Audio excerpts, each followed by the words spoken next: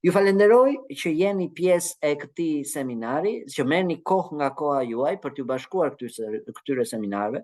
Gjithçka është me qëllim që t'ju vinë në ndihmë, ju qoftë në trajtën kur jeni student, por edhe në trajtën kur jeni profesionist të rinj. Pse? Sepse duke mësuar këto gjëra, sigurisht që mund të përparoni dhe më tepër nga pikpamja e karrierës suaj, duke e paraqitur këtë njohuri si një aset në listën e njohurive tuaja. Do të mësojmë pak sot se si përdoret Microsoft Access dhe se si ndërtohet një database e Mirfield. Sigurisht që Microsoft Access është një gjuhë, nuk po e quaj gjuhë, por një program realisht që në vetvete merret posaçërisht me bazën e të dhënave. Madje edhe mënyra se si fillon pikërisht duke të kërkuar cila është databaza që ti do të krijosh. Dhe po të shikoni, ajo të kërkon emrin dhe lokacionin në të cilin ti do të ruash databazën tënde. Dhe unë për shembull do të vendos një emër, në vend që të vendos database for që është aty, do të vë një emër, supozojmë se do të ndërtojmë së bashku një database që në rastin konkret kjo database është një database për punonjësit e një kompanie. Do të shohim pak të dhënat e punonjësve dhe nga ana tjetër nuk do të bëjmë shumë tabela sepse nuk duam që ta komplikojmë shumë situatën, por do të ndërtojmë edhe një tabel të dytë që ka lidhje drejt për së drejti me pagat e punonjësve. Pra nga një krah do të kishim tabelën e të dhënave të punonjësve, nga krahu tjetër do të kishim tabelën e pagave të punonjësve. Do të njihemi me konceptet e databazave sepse janë koncepte të cilat nuk shfaqen shpesh në programet kompjuterike, meqense rrallafi gjërat që mësohen në Access kryesisht janë ekskluzive vetëm për Accessin, pra këto gjëra nuk merren edhe eksportohen në Excel edhe të ndjekësh të njëjtën rrugëtim ose në Word ose në PowerPoint. Këtu je në Access edhe është tamam një aplikacion që merret me databazën që ti do të ndërtosh. Dhe ne do t'i vëmë një emër databazës tonë. Sigurisht që prapashtesa që ju shikoni që është .accdb, kjo prapashtesë përfaqëson që atë që quhet Access Database veç se është me akronime. Dhe në vetvete, nëse unë do të vendosja emrin, duhet ta vendos patjetër para shenjës pik, që nënkupton që unë jam duke ndërtuar emrin e databazës. Dhe emri i databazës do të jetë punonjësit. Shikoni që e vendosa. Lokacionin sigurisht unë e kam të përcaktuar tek userin, po mund ta ndryshoj duke klikuar tek kjo që është browsi, dhe në momentin që ti klikon aty normalisht të shfaqet në cilën pjesë do që ta ruash. Unë presupozoj se do ta ruaj në desktop dhe kur klikoj OK, shikoni që tashmë ajo më ndryshoi lokacionin tim dhe në momentin që ndryshon lokacionin normalisht ti je në opsionin që mund të vazhdosh dhe ta krijosh këtë database. Mjafton të klikosh te create dhe nëse ti klikon te create, pasi të bësh klikimin përkatës te create, do shikosh që databaza është krijuar.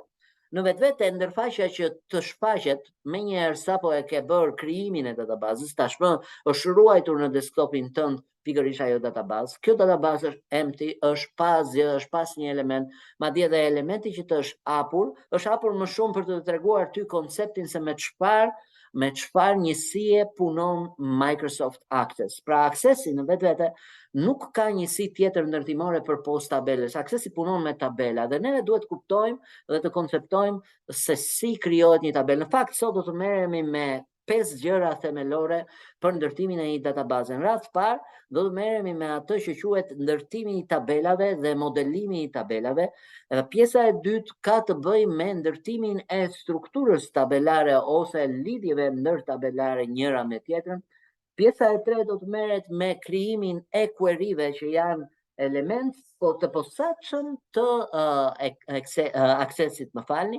Dhe pjesa e katërt do të merret me krijimin e një forme të thjeshtë. Do të mësojmë si të ndërtojmë një formë të thjeshtë në të cilën mund të fusim të dhëna, ndërsa pjesa e fundit, edhe ajo po aq e rëndësishme, është krijimi i një raporti. Sigurisht që databaza në vetvete nuk është thjesht një vend ku grumbullohen të dhënat, nuk është vetëm një lokacion në të cilën ti do manipulosh të dhënat e tua, por është më tepër se sa kaq, është një vend në të cilët mund të analizosh të dhënat e tua, mund të bësh raportime të dhënave të tua. Shikojeni që ndërfaqja që ju është shfaqur në ekran, që është ndërfaqja e databazës suaj, ka 4 elementë thelbësor që dallojnë shumë nga njëri tjetri. E para është elementi i komandave, normalisht numri I komandave në Access është më I ulët se sa në të gjitha programet e tjera të paketës Office, po jo kjo s'do të thotë as pak se ka më pak komanda se sa paketat e tjera.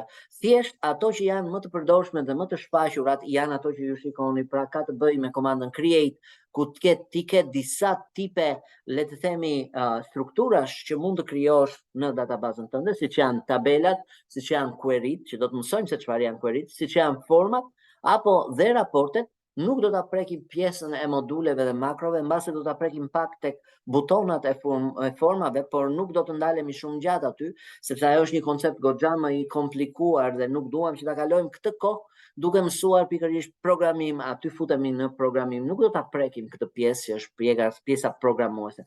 Do qëndrojmë në konceptet e kuptueshme të Accessit, sepse Accessi është gjuhë vështirë për të kuptuar, programi vështirë për të kuptuar, nëse ti nuk ndjek hap pas hapi të gjitha organizmat e këtij programi. Për shembull, kemi komandën external data, në të cilën këto të dhëna që ti ke në tabelën tënde mund t'i eksportosh në një format tjetër, për shembull në Excel ose në PDF ose ta çosh direkt në email, gjithçka e bën pikërisht nga Accessi. Pastaj ka disa komanda të tjera, siç është komanda database tools, që nëse klikon aty, shikon që njërin prej tyre që ne do ta përdorim shpesh është relationships, që do krijosh lidhjet midis tabelave, pra ajo do krijojë ato që quhet skematika konkrete e databazës tënde, sepse çdo databazë që ti krijon ka një skematik dhe skematika kur krijohet normalisht ka një qëllim.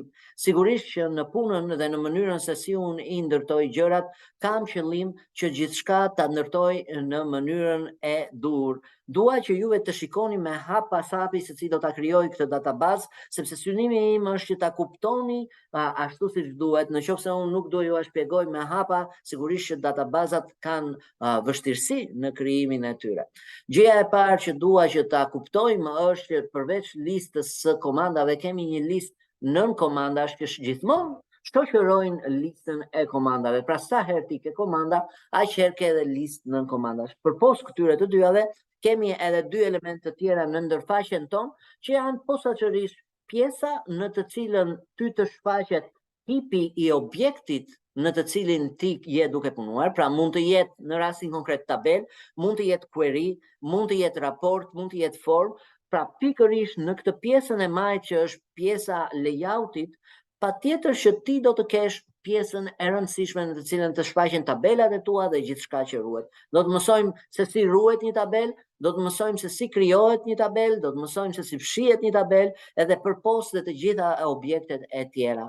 Përpos kësaj kemi edhe faqen në krahun ndërfaqen në krahun e djathtë, dhe kjo ndërfaqe në krahun e djathtë ka një karakter pak më të ndryshëm, sepse është vendi në të cilën ti do të kryesh punimet e tua dhe do të shfaqen të dhënat e tua. Pra nëse në krahun e majt do të shikonit objektet që keni krijuar, në krahun e djathtë do të shikoni këto objekte të detajuara, madje në hapësirën e punës që do të bëjmë.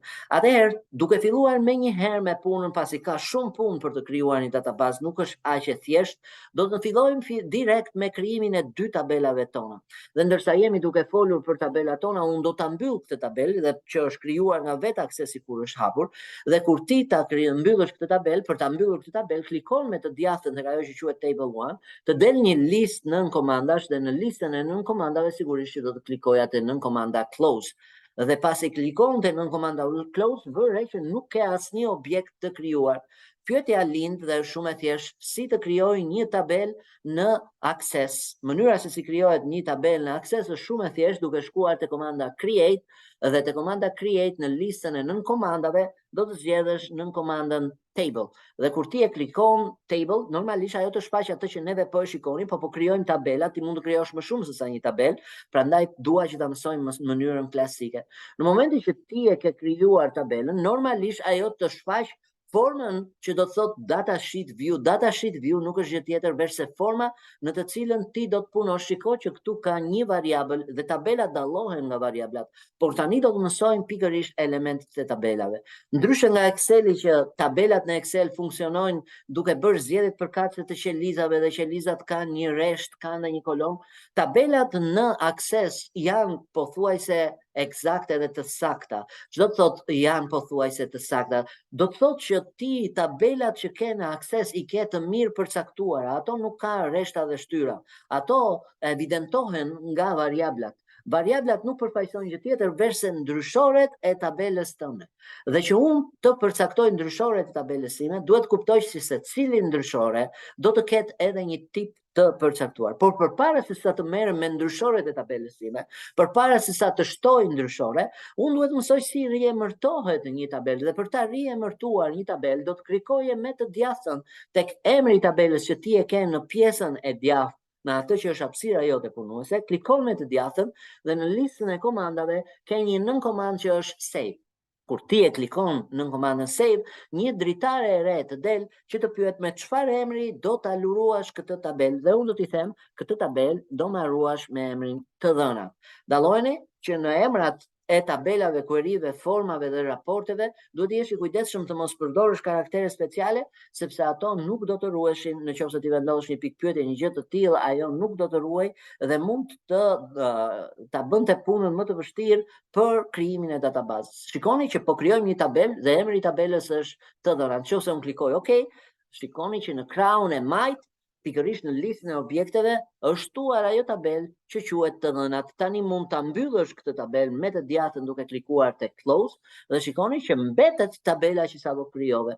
Neve sigurisht duam të krijojmë 2 tabela, sepse thamë që do të krijojmë 2 tabela, por databazat e mirëfillta nuk kanë 2 tabela, por kanë më shumë se sa 2 tabela. Pra që të quash një databazë, sigurisht databaza fillon me 2 tabela edhe më shumë. Jo në pak raste kam parë që disa databaza mund të shkojnë edhe deri në nivelin me 50-60 tabela që ndërlidhen me njëra tjetrën, kanë lidhje me njëra tjetrën, por sa më shumë tabela të shtosh, aq më e komplikuar bëhet puna në databazën tënde. Dhe ne nuk duam ta komplikojmë punën.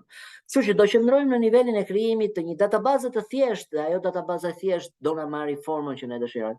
Për momentin kjo tabela të dhëna nuk ka asnjë ndryshore sepse ne nuk kemi shkruar asnjë ndryshore. Nëse bëj double click me të majtën, shikoni që mua më nxjerr pikërisht një hapësirë boshe pa ndryshore, ka vetëm ndryshoren ID dhe ID-a është një ndryshore që zakonisht vendoset automatikisht nga vetë sistemi, por mund edhe të hiqet, siç do ta shohim edhe neve se si hiqet. Për ta mbyllur, mjafton klikosh me të djathtën, klikon close, do krijojmë dhe tabelën e dytë, pra po krijojmë vetëm hapësirat, strukturat e tabelës, janë themelet e kësaj databaze, tabelat në vetvete. Pra do të krijoj përsëri create table, është një tabelë e dytë, shikoni që u formua një tabelë e dytë, veç se përpret një emër të ri dhe unë do të klikoj me të djathtën, do jap save dhe pasi jap save tek emri do të vë në rastin konkret emrin pagat dhe klikoj OK.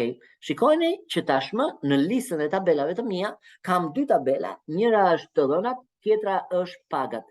Të dyja këto tabela janë pa variabla, kështu që hapi i dytë pasi ke krijuar tabelat, sepse ti duhet i krijosh të gjitha tabelat, është saktësisht krijimi i variablave. Ndoshta gjatë krijimit të variablave mund të na duhet ne edhe një tabelë tjetër që do ta mësojmë në njërin prej tipit të variablave. Do të merremi fillimisht me tabelën të dhënat, sepse aty do të evidentojmë shumicën e variablave.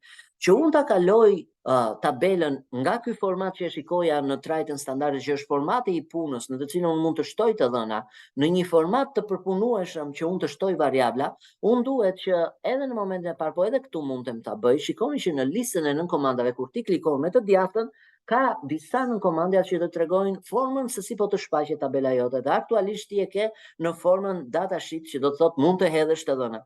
Por nëse unë e kaloj në formën design view, që do të thotë kaloj në dizenjim, atëherë do shikoni që formati i tabelës suaj ndryshon. Shikoni që ju doli një format i ri dhe ky format i ri nuk është data entry, nuk është një vend në të cilën ti mund të hedhësh të dhëna, por është një vend në të cilën ti përcakton strukturën e ndryshoreve të tabelës tënde. Dhe duhet kuptoni një gjë, që ndryshorja shoqërohet me një tip ndryshore. Pra nëse unë zgjedh një ndryshore numerike, sigurisht që tipi i saj do të jetë numerik. Nëse zgjedh një ndryshore të tipit dat, tipi i saj do të jetë dat. Në këtë kontekst, unë do filloj të krijoj disa ndryshore. I pari i ndryshoreve, atë që neve e shikonim kur ishte krijuar tabela, është pikërisht kjo ndryshore ID. Shikoni që me vëmendje që në krah të ndryshores ID është një element çelës. Dhe ai elementi çelës ka të bëjë pikërisht me një element që është unik, që është jo duplikat, që ndodhet në këtë tabelë dhe përfaqëson këtë tabelë. Nëse do të bëja një krahasim që t'ju tregoja se çfarë është ky element unik që quhet elementi çelës primar i tabelës, normalisht një nga shembujt më të thjeshtë që do të merrja është karta juaj e identitetit. Nëse ti e hap atë, ti shikon që ajo kartë e identitetit ka një numër personal. Numri personal është unik, të përket vetëm ty, nuk është i duplikuar dhe nuk mund të jetë asnjëherë bosh. Pra, nëse unë dua të kuptoj se si funksionon Chelsea, duhet kuptoj që Chelsea është ai mjet identifikues për tabelën time. Dhe normalisht kur unë të krijoj një tabelë, duhet patjetër që ajo të ketë gjithmonë një element çelës që do e identifikoj çdo variabël të kësaj tabele. Pse? Sepse me anë të elementit çelës ti mund të lidhesh me tabela të tjera, ashtu si kundër karta jote e identitetit ka disa të dhëna, por ajo kartë identitetit ti mund të shkosh në bankë dhe numri personal që ti ke të lidh me dhënat e bankës. Pra shikojeni që konteksti i numrit personal ose i elementit çelës bëhet edhe më i përdorshëm kur ke më shumë se sa një tabel. Pra ai elementi çelës mund të lidhi me elementet çelës të tabelave të tjera. Dhe unë në rastin konkret do ta lë elementin çelës, do ta lë si një ID, por në vend që të zgjedh tipin autonumber, që do të thotë ajo vendos një numër vet, unë mund të zgjedh një nga tipet e variablave që kanë të vendosur nga vet aksesi. Dhe po të klikoni te ky ashensor, shikoni tipet e shfaqura të variablave. Midis tyre ka variabla text, ka variabla memo, që unë do përpiqem t'i shpjegoj të gjitha se çfarë janë këto variabla duke i kaluar pak më avash, sigurisht, po jo duke konsumuar jashtëzakonisht shumë kohë. Shikoni që unë kam zgjedhur variablin ID dhe desha ta ndryshoj këtë variablën nga autonumber, po do ta bëj number, dua që ta vendos vet numrin në rastin konkret, sepse ndoshta dua të përcaktoj pikërisht atë ID personale dhe ta vendos këtu. Pra unë mund t'i them number, por në momentin që unë kam zgjedhur number, kur nuk e kisha të zgjedhur number, nuk kisha asgjë të aktivizuar në pjesën poshtë. Ndërkohë që kur unë kam zgjedhur variablin të tipit number, shikoni që në pjesën poshtë më është aktivizuar edhe atributet të këtij numri. Pra ajo aktualisht të thot, ok, çfarë tipi numri mund të kërkosh, dhe aktualisht ka të zgjedhur long integer, por nëse unë vetë klikoj te long integeri, po të klikoj te kjo shigjeta, shikojmë që kam dhe tipe të tjera numrash. Pra mund ta zgjedhësh të tipit integer, që do të thotë numër i plot, mund ta zgjedhësh të tipit single, që do të thotë numër me presje, por që nuk konsumon shumë hapësirë, dhe nuk dua të hyj në koncepte informatike, por nuk konsumon shumë hapësirë në hard diskun tënd. Ka nga ana tjetër double, por që konsumon më shumë hapësirë, është numër me presje. Kemi numra dhjetor, që ti ke me disa shifra dhjetore dhe gjëra shifra dhjetore të përcaktuara. Nga ana tjetër, përpos tipit, keni edhe formatin, që sigurisht po të klikosh te formati, aktualisht nuk ka asnjë format të zgjedhur, por ti mund të klikosh te shigjeta dhe shikon që ka disa formate të përcaktuara për numrat që ti kërkon të futësh. Neve do të mbetemi për ID në një numër të tipit natyror, të plot, që është long integer në rastin konkret, dhe formatin po e lëm të pazgjedhur, po i lëm decimal places ose shifrat paspresës dhjetore automatike, dhe sepse e dim që numrat e plot kryesisht, jo kryesisht, por gjithmonë nuk kanë një numër pas presës, dhe për ne kaq intereson për përcaktimin e ID-s. Përpos ID-s, do të shohim një variabël të tipit të dytë dhe do krijoj pikërisht emrin, dhe supozojmë se dua të shënoj emrin e variablit emër në rastin konkret, dhe tipi i variablit në rastin konkret është tekst. Pse? Sepse emrat në përgjithësi nuk janë numra, por janë tekste, dhe normalisht që ti të punosh me tabelat, duhet të përcaktosh saktësisht tipin e variablit, sepse në momentin që ti përcakton tipin e variablit, kjo të ndihmon që të mos futësh element të gabuar. Për shembull, në një variabël i cili është numër, të futësh tekst, nuk ta lejon aksesi. Aksesi është shumë rigoroz. Aksesi është i disiplinuar që tipin e variablit që ti ke vendosur, atë ta përdori në tabelim. Neve bëm emrin, do të bëjmë edhe një variabël tjetër që është variabli mbi emër, dhe pasi vëm variablin mbi emër, do shikojmë që ky variabël është përsëri tekst. E zgjedhim neve, mund ta zgjedhim në një formë tjetër, por unë do ta zgjedh pikërisht variablin tekst. Dhe tashmë që unë kam zgjedhur këto tre variabla, e ruaj tabelën. Mënyra se si ruaj tabela është klikon me të djathtën tek emri i tabelës dhe jep save.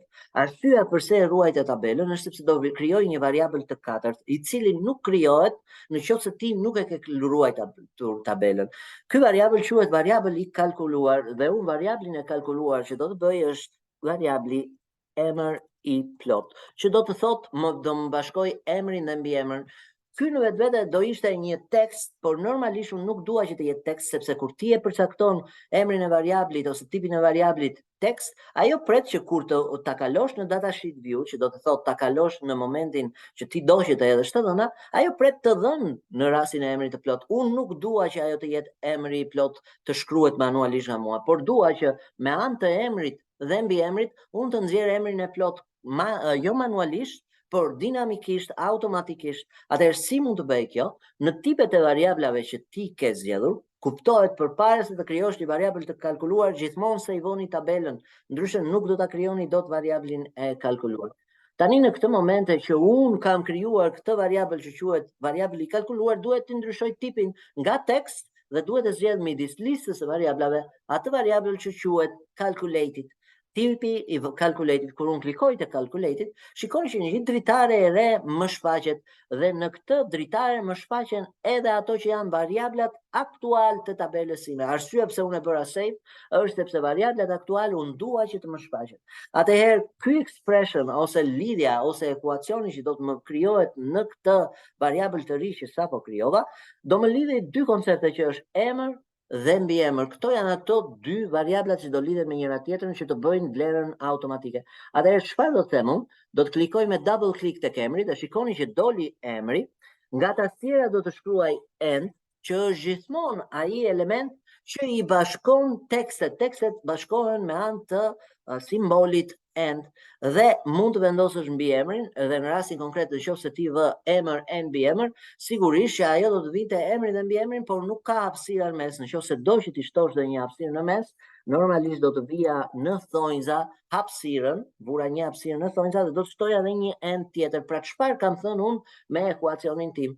Që ky variabël i tipit të kalkuluar nuk do të jetë gjë tjetër verse bashkimi i emrit me një hapësirë në mes dhe me mbiemrin. Dhe nëse unë klikoj OK, shikoni që në rastin konkret u ndryshua variabli im, por ama edhe ekuacioni u shfaq poshtë, është ekuacioni që lidh pikërisht emrin me mbiemrin dhe kur unë të shkruaj emrin dhe mbiemrin, do shikoni që emri i plot do më dali automatikisht dhe unë s'kam nevojë të shkruaj asgjë aty, madje nuk më lejohet të shkruaj, sepse kur ti ke një variabël të tipit kalkuluar, ai i merr përsipër automatikisht vetë ti bëj kalkulimet dhe nuk të lejon ty të shkruash në atë hapësirë që është e programuar për emrin e plot. Po klikoj save, sepse dua ta ruaj tabelën time, do të krijoj një variabël të ri dhe ky variabël i ri është variabli datlindja. Datlindja. Kuptohet që variabli datlindja nuk është tekst, nuk është numër, por është variabël i tipit dat dhe nëse unë do veja do zgjidhja një nga tipet e variablave, do veja do zgjidhja tipin date and time. Nëse e klikoj, shikoni që përsëri më është shfaqur saktësisht ajo tabela e atributeve. Dhe unë mundem ti ndryshoj atributet përkatëse, për shembull formatin mund ta ndryshoj në rastin konkret që ky format të jetë i një trajte që unë dëshiroj, supozojmë se e dua medium date dhe e ndryshoj. Kjo do të thotë që ka ndryshuar formatin në mënyrë që të më shfaqet dita, muaji dhe viti. Muaji të më shfaqet me shkronja. Dhe ja tek është datlindja në rastin konkret si një variabël i cili në vetvete do më kishte element përkatës. Sigurisht që kam futur deri në këtë moment ID-n, emrin, mbiemrin, emrin e plot dhe datlindjen. Deri këtu unë e kuptoj që kam ndërtuar një tabel të mirëfillt me 5 variabla, por a kam mbaruar? Jo, sepse unë dua të shpjegoj të gjitha tipet e variablave që unë kam, që në mënyrë që të përballem me të gjithë këto variabla.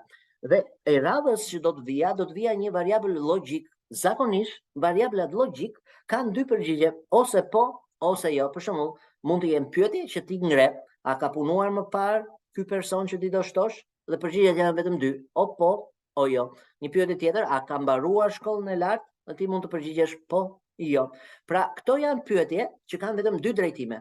Ose do shkoj në krahun e majt, ose do shkoj në krahun e djathtë, nuk ka rrugë të ndërmjetme.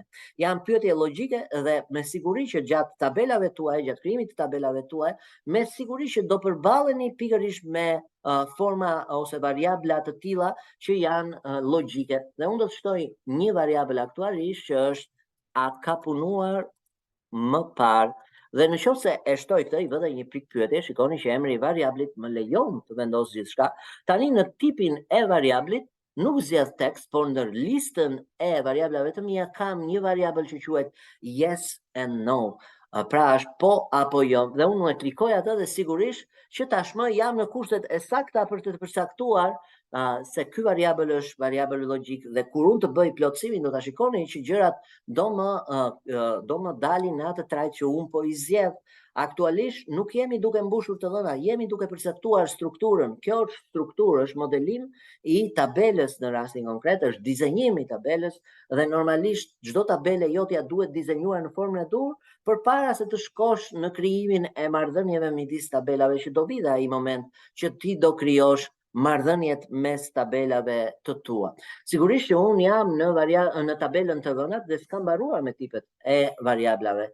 Mund të bëj një përshkrim deri më tani të gjitha entitetet e variablave që kam parë ose tipet e variablave janë tipe të shkurtra që mund nuk e kalojnë 256 karaktere. Por supozojmë se ti ke një variabël i cili të thotë më përshkruaj këtë person, pra do shkruash një përshkrim për atë person. Përshkrimi zakonisht është më i gjatë se sa 256 karaktere. Atëherë, cilin tip variabli duhet të përdor unë për ato raste në të cilat kam, le të them, më shumë se sa 256 karaktere. Për këtë do të bëj emrin e variablit përshkrimi i punojësit dhe në rastin konkret, në tipet e variablave do të zgjidhja atë variabël që quhet memo. Variabli memo të garanton ty që ti mund të shkruash më shumë se sa 256 karaktere dhe këto 256 karaktere janë limit për të gjitha tipet e variablave të tjera, por për memon jo. Pra, sapo ndërtuam një variabël i cili na lejon të shkruajmë dhe më shumë se sa shpreshen. Përpos këtij variabli, vazhdoj të ruaj tabelën time sepse nuk dua të humbas asgjë. E mira e aksesit është që kur ti e ruan informacion, ai mbetet i ruajtur dhe madje edhe kur hedh të dhëna ato mbeten të ruajtura dhe ti mund edhe të mos ta ruash tabelën dhe prapse prap ato mbeten të ruajtura. Databazat funksionojnë në këtë mënyrë që çdo gjë, çdo manipulim me të dhënat e tua ruhet në databazën tënde, edhe pse ty mund të mos të duhet, ti e përjashton atë me anë të pyetësorëve që do të mësojnë pak më mbrapa se si ndërtohet. Dhe kemi parë që kemi futur edhe përshkrimin, tani do të fusim atë që quhet variabli list dhe variabli list në vetvete nuk është gjë tjetër veç se një variabël i cili merr parasysh një listë. Ne do mësojmë dy mënyra se si ndërtohet një listë. Do të shohim të parën që është mënyra manuale ose klasike e shtimit të listës dhe supozojmë se unë dua të them gjinin dhe ky është gjinia. Më falni, e shkruajta gabim, gjinia. Dhe tashmë dua të zgjedh një tip variabli listë. Në listën e variablave të mia, tipeve të variablave të mia, shikoni me vëmendje që kam disa tipe, por midis tyre është një tip që quhet lookup wizard. Kur unë klikoj lookup wizard, më shfaqet një dritare e re dhe kjo dritare e re të bën dy pyetje. Pra, pyetja e parë që të bëhet është a do që ta shikosh këtë listë që do të zgjedhësh nga një tabele përcaktuar apo a do që ti fusësh këto vlera vetë manualisht. Mënyra klasike dhe më e thjeshtë është që ti futesh vetë manualisht dhe për këtë ti klikon dhe çekon pjesën e dytë, i jep next dhe ajo të thotë, ok, tani shto në këtë dritare që unë kam shfaqur listën tënde dhe unë do filloja të shkruaja, meqense po flas për gjinin, femër edhe mashkull. Ja tek e kam shkruar, pra lista ime do përmbaj vetëm dy element që janë femër dhe mashkull, dhe nëse unë klikoj next, mund ta limitoj listën time që të tjerët, që kushdo që do e përdori këtë program, këtë database, të mos futi element tjetër përveç femër dhe mashkull. Dhe kur e bëj këtë gjë, mjafton t'i them limit to list dhe normalisht, nëse unë e bëj këtë gjë, tani mund t'i jap finish dhe ta dini që është krijuar variabli tashmë është i tipit text, se kuptohet që është i tipit text, po të shkoni te komanda lookup që është në pjesën e poshtme, ajo të tregon edhe listën që ti do të kesh me një drop down të përcaktuar që është femër edhe mashkull. Përpos kësaj, një tjetër mënyrë se si mund të krijosh një variabël list është që ti, po e sevojmë këtë tabel, të kesh një tabel specifike me të dhënat të një variabli list. Pra unë po krijoj një tabel me të dhënat të një variabli list. Do të kem vetëm një variabël tek ajo tabel dhe do të them create table, do t'i ndryshoj emrin kësaj tabele të re dhe do ta vë vetëm emrin shkollimi. Kjo është një tabel ndihmëse, është tabel referencë, nuk është tabel me karakteristikat që kemi parë për pagat dhe shkollimin. Kjo do të ketë vetëm një variabël, nuk do të ketë ID, do të klikoj me të djathtën, do jap design view, do ta fshi ID-n dhe për ta fshirë një variabël mjafton ta selektosh dhe të klikosh delete. Meqense kjo është çelës, ajo thot a do vërtet që ta fshish dhe unë do t'i them po, dhe në rastin konkret nuk kam asnjë variabël, do jap field name dhe në rasti konkret, meqense jam në variablin shkollimi, mund t'i jap emrin e variablit arsimi. Në listën e komandave po e lë tekst sepse do bëj një tabel list në rastin konkret. Klikoj me të djathtën të shkollimi dhe pas e sevoj. Shikoni që kjo tabela ime është tabel me një variabël të vetëm, pra unë do shtoj aty disa element.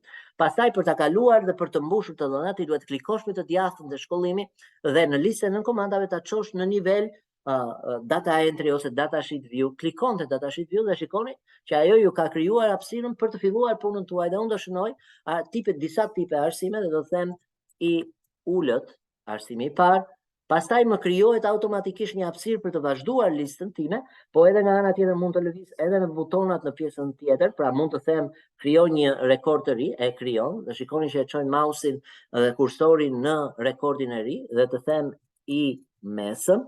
Pastaj të vazhdoj bachelor, normalisht ato që njihen bachelor, pastaj do të vazhdoja me master, ja tek është masteri, dhe do ta përfundoja me PhD, që janë postdoktoratura. Pra këto janë ato 5 elementet e mi. Sigurisht që në rastin konkret kjo është një listë, kjo është një tabel, mos e harroni që është një tabel, por tabela ka vetëm një variabël dhe variabli përmban këto element. Këtu jam në data entry, nuk jam në modelim. Modelimi do të ishte design view, klikon me të djathtën design view dhe shikon që kur ti je design view nuk i ke ato element që shtove. Ama kur e kalon në data sheet view që është forma që ti hedh të dhënat, i shikon që i ke të gjitha ato të dhëna realisht. Atëherë sevojmë këtë tabel, klikojmë me të djathtën japim save dhe e mbyllim, klikojmë me të djathtën dhe japim close. Dhe tashmë jam përsëritë tabela ime të dhënat dhe do të shtoj pikërisht shkollimin si tabel, si zgjedhje listë në rastin tim dhe të them shkollimi. Dhe shkollimin në rastin konkret do bëj një listë dhe lista do të bëhet nga tipi variablit lookup wizard, veçse në vend që të zgjedh atë tipin e dytë që thoshte futi vet manualisht listën, unë do t'i them dua të shikoj në një tabel dhe në rastin konkret klikoj next dhe do më dalin të gjitha tabelat që unë kam në strukturën time të database. Dhe unë ndërto do vetë të zgjedh pikërisht shkollimin, pastaj klikoj next dhe në momentin që ti klikon next, ti shikon emrin e variablit që ndodhet brenda shkollimit dhe ti do të thuash që unë e selektoj këtë variabël. Pra e kalon nga pjesa që ti e ke fushë të disponueshme në një fushë të zgjedhur. Pastaj klikon next dhe do shikosh që të del një dritare që të pyet a e do të sortuar apo jo. Po unë nuk e dua të sortuar, pra nuk do vetë të zgjedh një sortim sipas arsimit që do thot nga A-ja te Z-ja tek ajo variabël, por do ta lë bosh.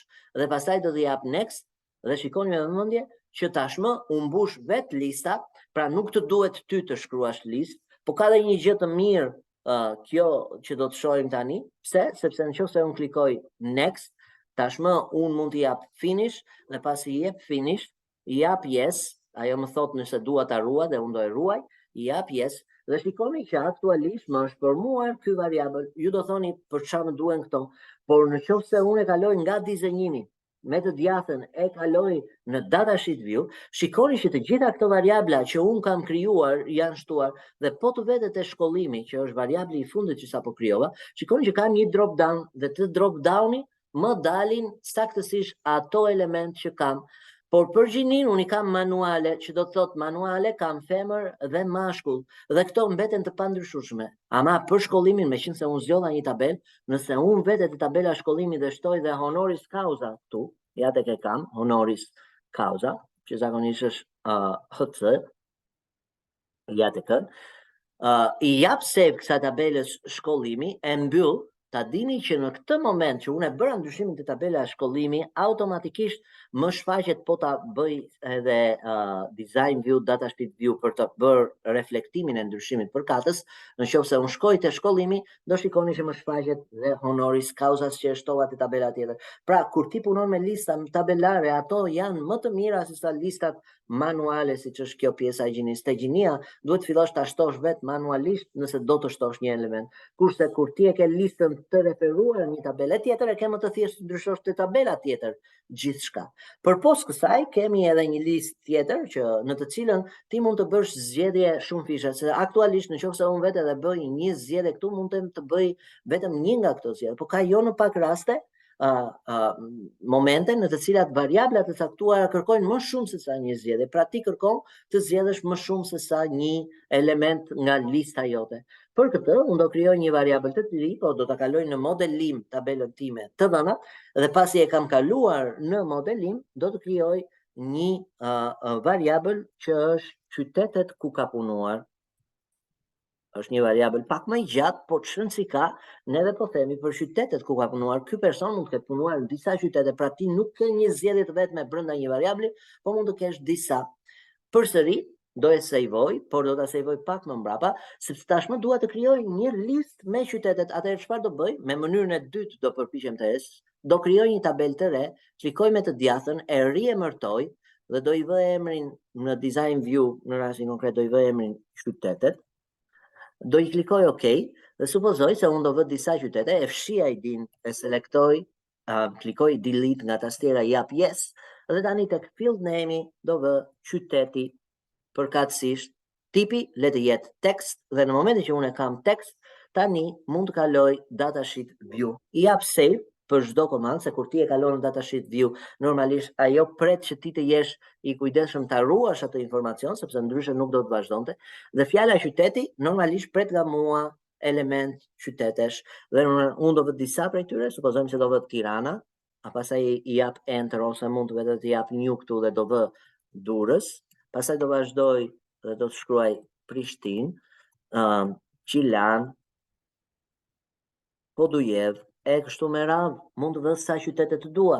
Supozoj se kam një listë qytetesh, e sejvoj listën e qyteteve, tashmë kam krijuar një tabelë vetëm me qytetet, dhe në tabelën time të dhëna, këtë variablin text do e ndryshoj dhe do ta bëj variabël list, lookup wizard, dhe do t'i them do të shikosh në një tabelë, që është tabela e qyteteve, dhe do vetë të zgjedh pikërisht tabelën qytete.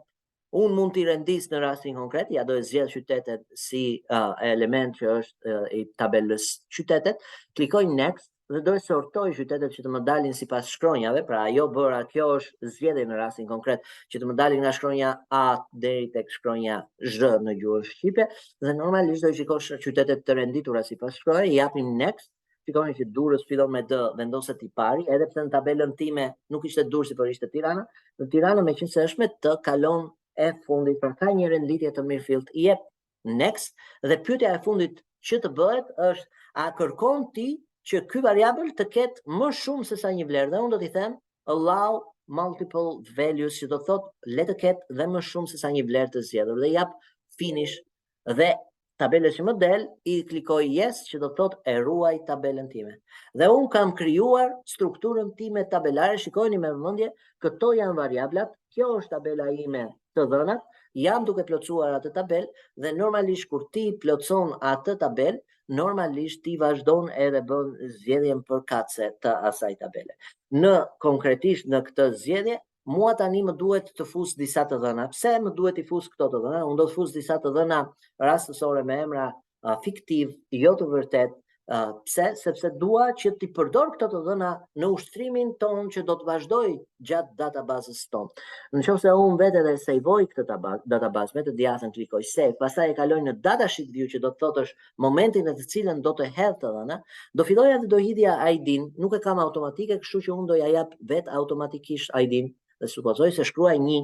Procesi i hedhjes së të dhënave kur ti nuk ke një formë, nuk kemi krijuar një formë, po jemi direkt në tabel, është shumë i thjeshtë me anë të butonave me shigjetat e tastierës, ti mund lëvizësh nga e majta nga e djathta dhe të shkruash përkatësisht. Le të shkruajmë disa entitete për tabelën tonë, dhe le të supozojmë se i pari është Fisnik emri, dhe mbi emri është Hoxha ja tek është mbi emri. Shikoni që automatikisht emri i plot, ashtu siç ju thash, u plotësua tek data. Nëse ti shkon tek data, ju shfaqur një pjesë që quhet date picker, që ti mund të klikosh tek ajo date picker dhe në rastin konkret të vesh të zgjedhësh një datë lindje. Supozojmë, po zgjedhim rastësisht numra, le të supozojmë se kjo tabel nuk ka të dhëna të reale. Pra mos më gjykoni nëse zgjedh një datë që është e vitit 2023 dhe fëmia i bie të jetë fëmijë shumë i vogël ky personi. Po flasim për punonjës. Unë mundem ta shkruaj dhe vet atë datë. Shikoni që kur unë e bëj zgjedhjen për katse, shikoni që ajo ma zgjedh me formatin që unë kisha zgjedhur. A thash që ishte ditë, muaj me shkronja dhe vit. Unë mundem ta ndryshoj, si mundem ta ndryshoj, për shembull, vënd që ta lë mars 2023, mund ta vë vitin 86, pra ja tek është viti 7 mars 1986, mund të bëj ndryshimet përkatëse në çdo të dhënë. Ama duhet keni parasysh që në një datë lindje, nëse do vete tek entiteti i tyt, unë nuk mund të hedh numër, ashtu sikundër në një variabël numër, nuk mund të hedh tekst. Do ta shikojmë kur ta bëjmë. A ka punuar më përpara? Supozojmë se fisniku ka punuar, kjo do të thotë po, e çekojmë. Për shkrimi mund të shkruaj sa fjalë të dua, kjo është ajo pjesa e elementit në të cilën nuk kam kufi për shkrimin tim. Gjinia vete dhe bëj zgjedhjen përkatëse dhe i them mashkull, dhe pastaj te shkollimi do t'i them, le të supozojmë që ky është me master, qytetet ku ka punuar, pra kjo është ajo. Shikoni që tani kam një mundësi të zgjedh më shumë se sa një qytet, dhe supozojmë se ky person, fisniku, ka punuar në Prishtinë dhe në Podujev, dhe klikoj OK, dhe ato normalisht ma mbushën elementin e parë, më është krijuar rekordi i parë, u mbush ky rekordi i parë. Kur veni në supermarket, këtë punë që neve e bërë manualisht, duhet ta dini që e bën pikërisht ai skaneri që skanon kodet e produkteve që ju blini. Pra ai skanon dhe gjitha këto të dhëna që ne i hodhëm manualisht, ai nëpërmjet kodit, sepse ID-ja në vetvete është janë të ruajtura produktet me një ID specifike, ti zgjedh posaçërisht atë element, atë produkt nëpërmjet ID-s, pra vetë dhe skanon kodin përkatës, ai kod lidhet me një tabel që është tabela e të gjithë produkteve që ti ke të magazinuar, që i ke shtuar që në fillim, dhe pastaj thjesht bën kalimin e atyre dhe zbriten nga inventari normalisht sa kishe, sa ke. Ato janë databaza edhe më të thelluara, po ne nuk po ndalemi për të krijuar një databazë aq të thelluar, jemi një databazë të thjeshtë, një databazë vetëm me 2 tabela, ku ka 2 tabela referuese që janë shkollimi dhe qytetet. Pasi hodha elementin e parë, tani do të hedh elementin e dytë, thash që do të hedh diku te 3-4 element që të më ndihmojnë në ushtrimet që do të kem pak më mbrapa. Dhe elementin e dytë në radhë parë dua t'ju tregoj që ti s'mund të futësh një element tekst tek ID-ja, pra supozojmë se unë dua të vë 2 me shkronja, shikoni që ajo nuk më lejon, edhe nëse unë dua të klikoj enter e gjëra të tilla, ajo më ka nxjerr një shenjë që thotë nuk mundet ta futësh këtë element tekst në këtë variabël, sepse ky variabël është variabël numerik. Pra unë mund të shkruaj 2 si numër, por jo si tekst. Ndërkohë që për tekstin nuk përbëhet problem, sepse ti mund të shkruash njëshi mund të konsiderohet dhe tekst. E kuptoni? Pra njëshi në vetvete konsiderohet e tekst, po dallohet që është tekst sepse ai qëndron në krahun e majt të qelizës që është zgjedhur, ndërkohë që kur është numër, ai shkon gjithmonë në krahun e djathtë. Dhe në rastin konkret do vë emrin e dytë, le të vëm një vajzë, Klara, dhe Sanxhaku, o vëm një emër të rastësishëm, u plotësua emri i plot, vendosim disa data, supozojmë se është 8/5/2000, jo 2020, 2000, pra jemi në vitin 2000, a ka punuar më parë, po e lëm që nuk ka punuar, pra është 5 gusht 2000, pastaj gjinin përkatëse po e zgjedhim dhe është femër, do të hedhim edhe shkollimin, supozojmë se është bachelor, dhe qytetet që ka punuar Klara në rastin konkret është vetëm Tirana.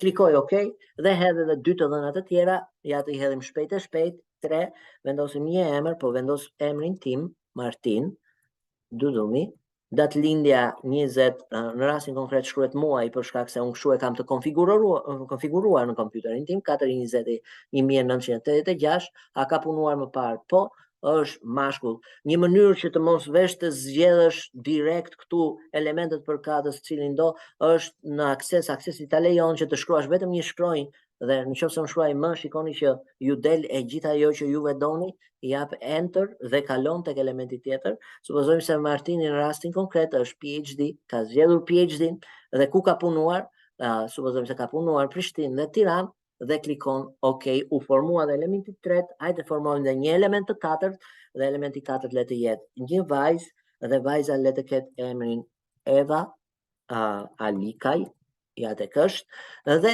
vazhdojmë me një datë lindje, supozojmë se është 1/18/1989, pra e çova pak më lart, a ka punuar më përpara po, është femër, mjafton të shkruaj F dhe del femër. Vazhdojmë tek shkollimi, supozojmë se shkollimi në rastin konkret është master dhe qytetet që ka punuar janë Durrësi në rastin konkret, supozojmë se është nga Durrësi.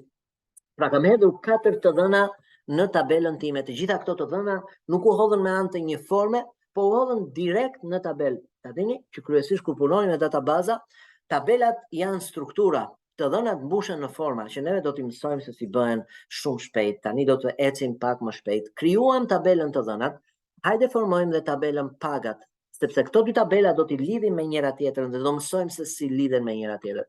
Klikoj me të djathtën, e sejvoj këtë tabelën të dhënat që ka 4 element dhe jap close. Dhe shkoj te tabela pagat, klikoj me të djathtën, jap design view dhe un kam aktualisht elementi përkatës. Tani tabela pagat dhe tabela të dhënat do lidhen me njëra tjetrën me diçka.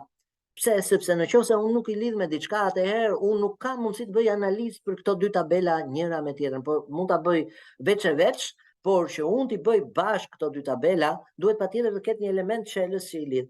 Cili është elementi qelës që do mi lidh te këto dy tabela? Është ai element që përfaqëson tabelën e parë. Dhe cili ishte elementi që përfaqësonte tabelën e parë? Ishte ID-a përkatëse. Në rastin konkret, unë këtu s'kam nevojë të vendos ID, po e mbyll ID-n, klikoj delete, sepse do krijoj një variabël që është pikërisht emri i plot. Pra unë po vë një variabël jo numerik, por ky variabël emri i plot nuk do më zgjidhet automatikisht që ta shkruaj unë, por ky variabël emri i plot do më vi si listë nga tabela të dhënat. Pra kjo është ai elementi i çelës, unë me këtë do të lidhem.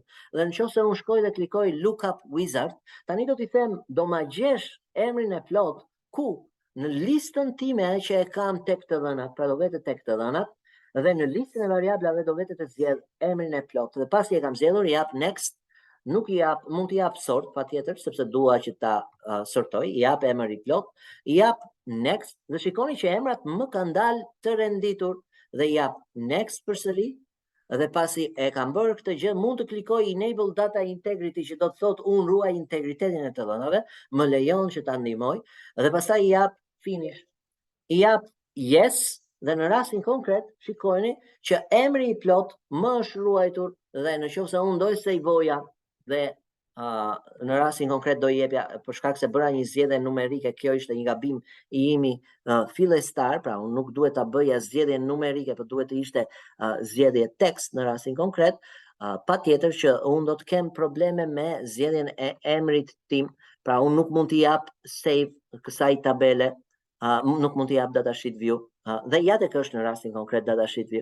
Shikoni që më dalin personat që unë kam tek tabela të dhënat dhe tabela të dhënat normalisht ka emrat që unë kam futur si element. Tani përpos emrit të plot, unë dua të shtoj të 3 elemente të tjerë.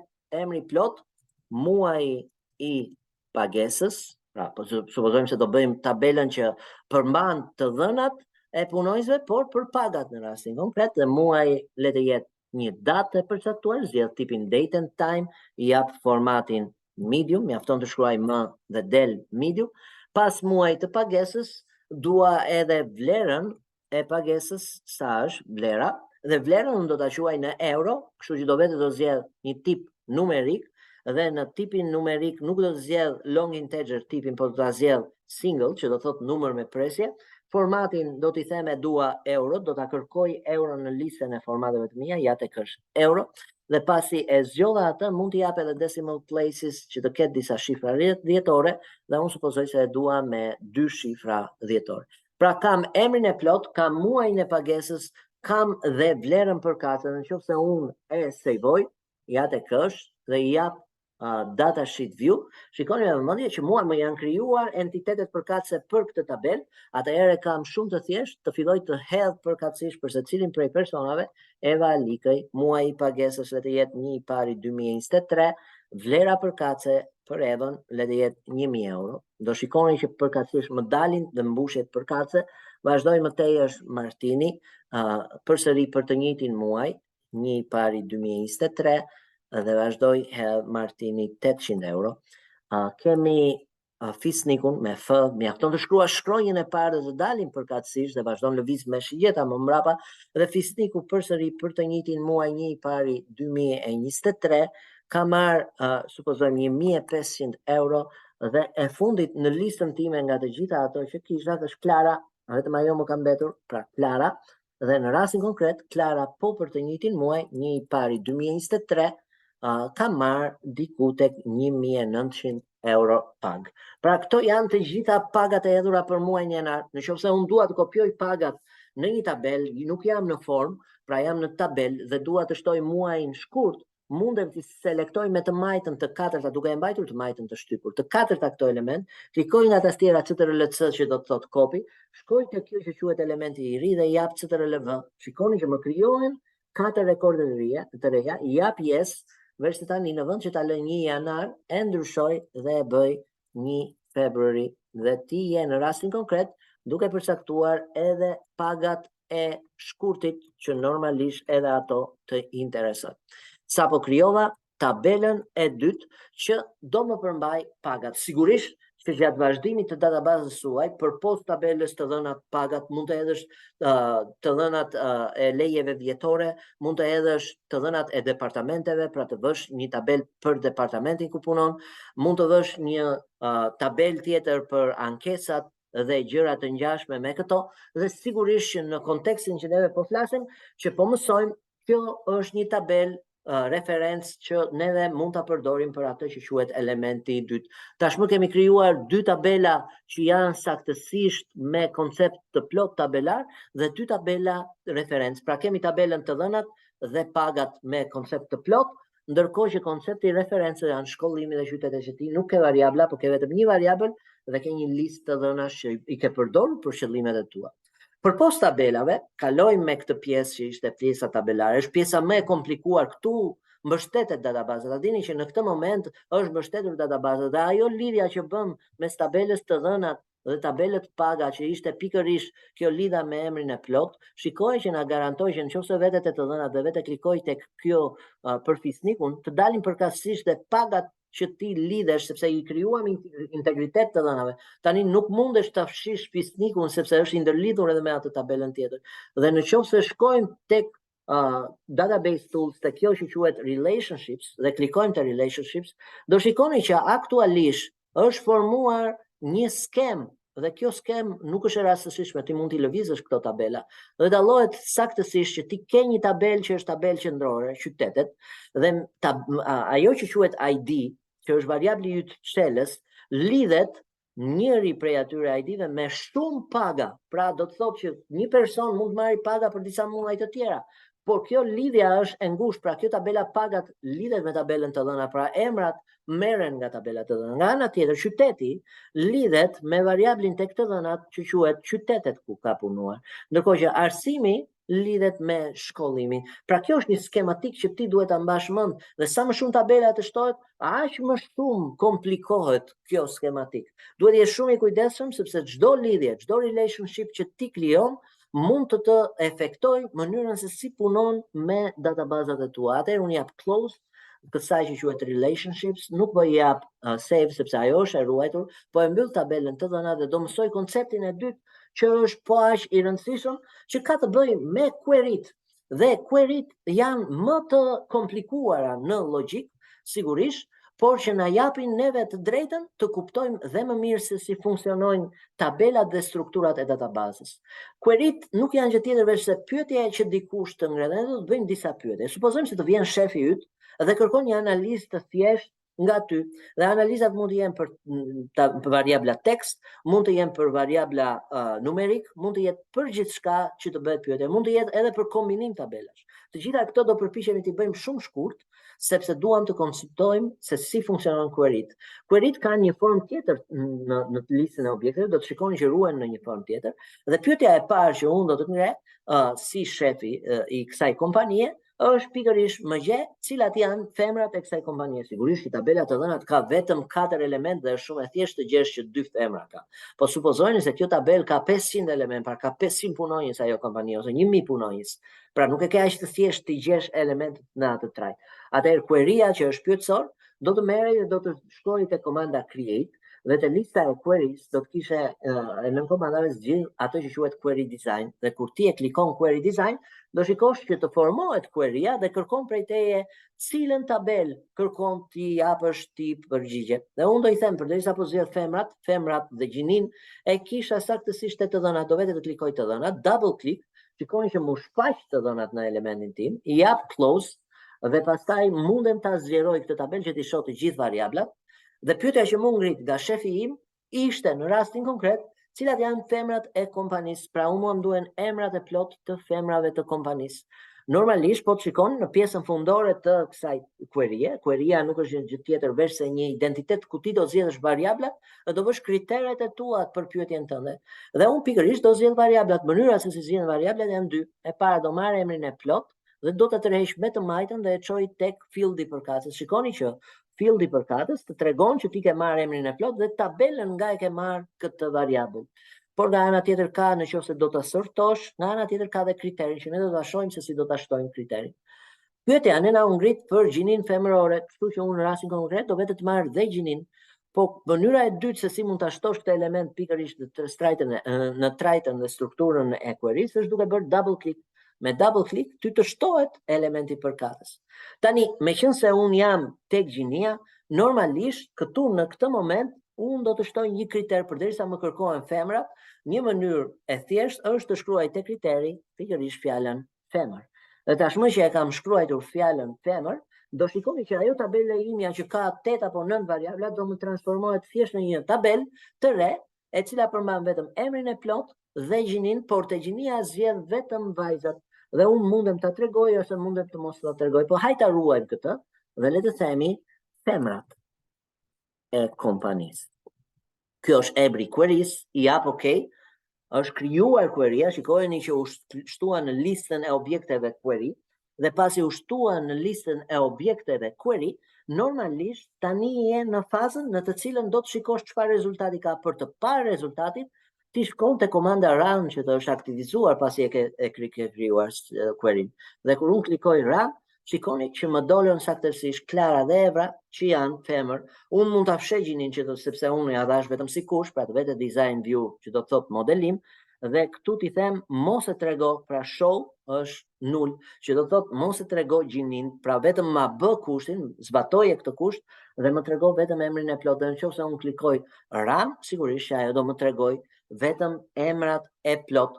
Po supozoj në rastin konkret se unë dua të gjej ata persona që dhe pyetja që më ngrihet është një pyetje tjetër, po e mbyll këtë femrat e kompanisë, po e saveoj, po jap close dhe po zbatoj një pyetje të dytë, përsëri po shkoj te query design, po krijoj një pyetje të dytë. Pyetja ka të bëj më gjej të gjithë personat që kanë një shkronjën A në ose më saktë që e përmban shkronjën A në emrin e tyre, në emër, jo në mbiemër. Atëherë çfarë do të bëja? Do të veja do zgjidhja të dhënat, do jepja close, do ta zmadhoja atë që quhet tabela e të dhënave, sepse aty e kam në fakt elementin emër dhe do veja do zgjidhja emrin dhe tek emri duhet të vë një kriter. A thoshte që duhet të kem ato persona që kanë shkronjën A në brendësitë e emrit? Normalisht këtu futet një koncept i ri që duhet ta njohim, që është koncepti wild card. Koncepti wild card nuk është gjë tjetër veç se një shenjë që njihet gjerësisht si yll. Kur ti e vendos këtë shenjën yll dhe pas saj vendos një karakter ose një grup karakteresh, nuk je duke i thënë gjë tjetër kompjuterit përveç se në Microsoft Accessit, je duke i thënë që më gjej të gjithë ata persona që kanë gjithçka përpara, por emri i tyre mbaron me shkronjën A ose teksti në fjalë mbaron me shkronjën A. Kur yllin ti e vendos mbas shkronjës A, do të thotë që emri yt të filloj me shkronjën A, por të vazhdoj me çfarë do lloj shkronje tjetër. Pra këtu i jep një specifik ku ti i përcakton që mjafton ta ketë shkronjën e parë A, të parë atë të jetë A. Dhe normalisht është një identitet që ne nuk po na kërkohet. Ajo që ne na kërkohet është kur A-ja ndodhet në mes. Pra në rastin konkret wildcardi duhet ta shoqërojë anën edhe nga e majta edhe nga e djatha, që do të thotë mund të ketë gjithçka nga e majta, mund të ketë gjithçka nga e djatha, por në mes është shkronja ose diku në brendësi të emrit. Dhe unë sapo i kam thënë që emri ta përmbaj këtë gjë dhe do t'i them që më shfaq emrin e plot. Shikoni që u bë like A me 2 yje majtas dhe djathtas. Normalisht nuk do thot gjë tjetër, po e heq të mos duket, sepse nuk dua që të duket si kusht, sepse është një kusht që po ja jap. Unë dua vetëm të më dalin ata emra, jap Ran, dhe do shikoni që më dalin vetëm 3 emra, Klara, Martini dhe Eva. Të treja e kanë An brenda emrit, ndërkohë që emri fisnik nuk e kishte emrin shkronjën A, prandaj nuk doli. Atëherë çfarë bëj? E sejvoj këtë dhe le të themi punonjësit me shkronjë A. Pra kjo është një query e re që krijova. Deri tani kemi parë query të thjeshta, por query të komplikohen, sidomos në momentin në të cilin ti fillon dhe kombinon tabelat. Pra supozoj se pyetja e shefit tani komplikohet dhe më shumë. Sigurisht që nuk do t'i prekim të gjitha senset e queryve. Ato janë me shumicë queryt, në fakt, nëse do doja të shpjegoja queryt, do më duhesh një ditë e tërë, aq shumë gjëra ka për queryt. Por unë do kap ato që quhen koncepte bazë dhe me ato koncepte do të funksionoj. Dhe shikoni se çfarë pyetje ngrihet. Në rastin konkret, shtefi juaj mund të ngrej pyetjen, më gjej rrogën e secilës femër në kompaninë tonë. Dhe normalisht duket sikur pyetja të bëhet për tabelën paga, por realisht pyetja përmban 2 kushte. Njëra është që të jetë femër dhe e dyta është që të ketë edhe rrogën. Pra ti duhet bësh një kombinim të 2 tabelave, se gjininë e ke tek të dhënat, ndërsa pagën ose rrogën e ke tek pagat. Janë 2 tabela. Atëherë çfarë do bëja? Do shkoja te Create, do zgjidhja një query design dhe tani do të zgjidhja 2 tabela, do zgjidhja tabelën pagat dhe tabelën të dhënat, që sigurisht për shkak të strukturës së databazës tënde, ato janë të ndërlidhura. Kur nuk janë të ndërlidhura, ti mund ta bësh lidhjen duke çuar dhe duke rëshqitur njërin nga variablat tek variabli yt ku kërkon të bësh lidhjen. Në rastin konkret s'ke nevojë ta bësh atë, sepse janë të lidhura që në momentin që neve krijuam integritetin mes 2 tabelave tona të dhënat dhe pagat.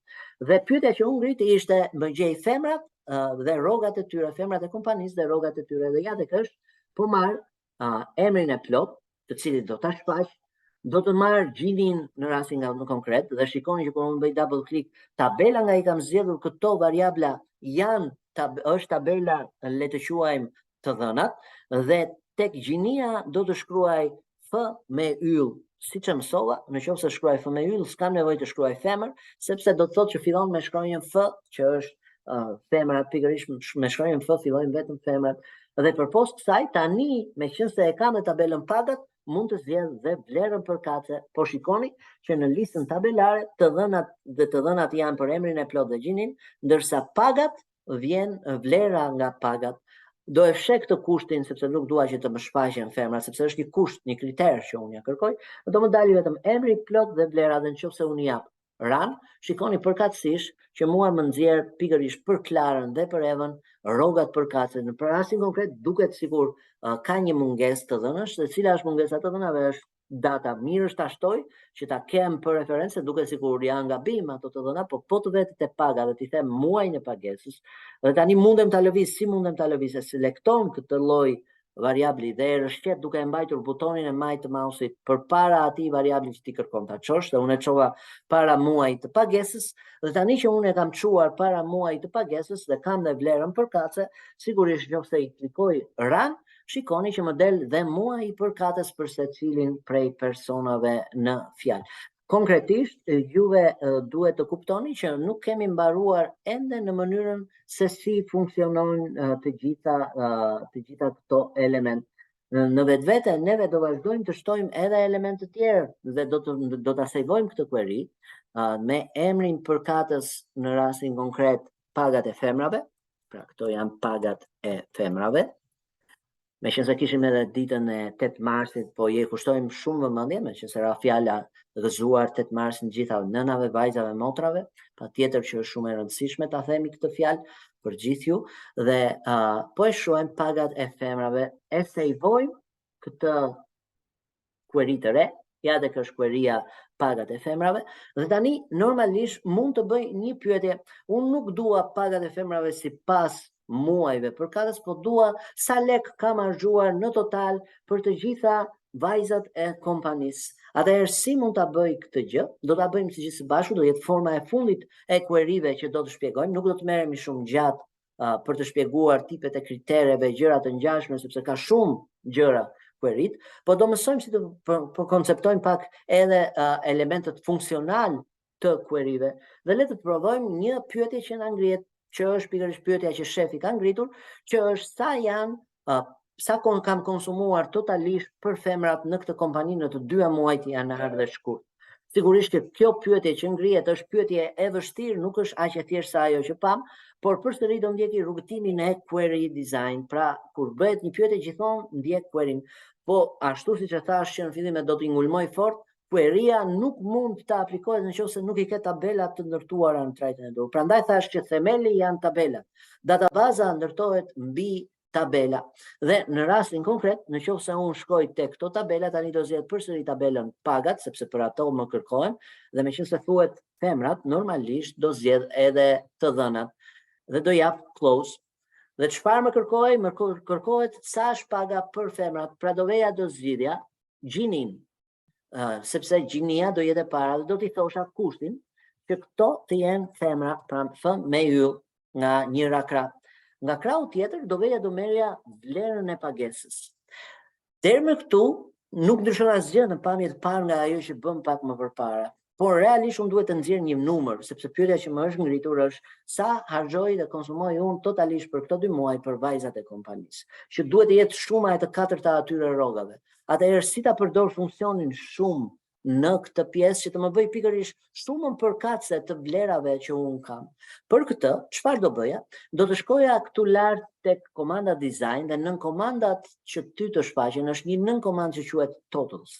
Dhe kur ti e klikon atë, shikoni që ju shtohet një entitet në listën e queries tuaj që thot si do ta gruposh dhe në rastin konkret kur ti I thua group by dhe klikon aty, do shikosh që ke disa funksione dhe njëri prej tyre është funksioni shumë dhe nëse unë klikoj funksionin shumë, sigurisht që tani sapo I kam garantuar që do më bësh shumën, por nga ana tjetër, meqense ti e ke një kriter pyetësor, duhet jesh I kujdesshëm që të mos ta lësh thjesht group by, sepse group by do të bënte grupimin sipas gjinive përkatëse.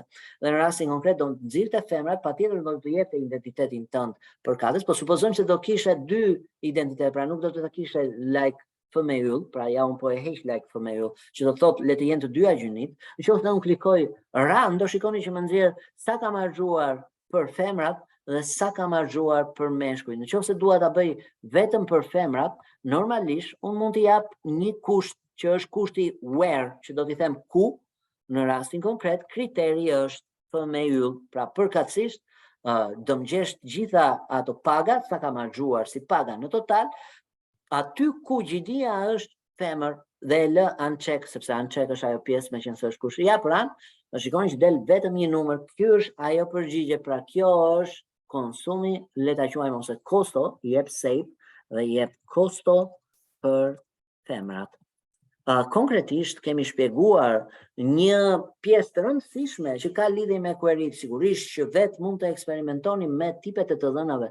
Nëse unë do të shkoja në një nga tabelat e mia, për shembull, do të shkoja tek femrat e kompanisë, klikoja design view dhe do të shtoja edhe datlindjen dhe supozoj në rastin konkret se dua të zbuloj jo vetëm femrat, por dua të gjej ato femra që janë para vitit 2000 ose mbas vitit 2000 ose midis një viti, nëse do thosha midis duhet të përdor termin between dhe të jap 2 vitet përkatëse, të thosha për shembull një I pari 1980 and një I pari 2000 ose 1999, pra e kufizova në vetvete kushtin tim që jo vetëm më zgjidh femrat, por nga ana tjetër të gjitha ato që më kanë datëlindjen, pra janë me 2 kritere tashmë, nga viti 1980 deri në vitin 1999 dhe jap run dhe po e lë të çekuar se dua të shikoj dhe datëlindjen dhe shikoni që vetëm Eva është në këtë grup, pavarësisht se kishim 2 vajza, Klara dhe Eva.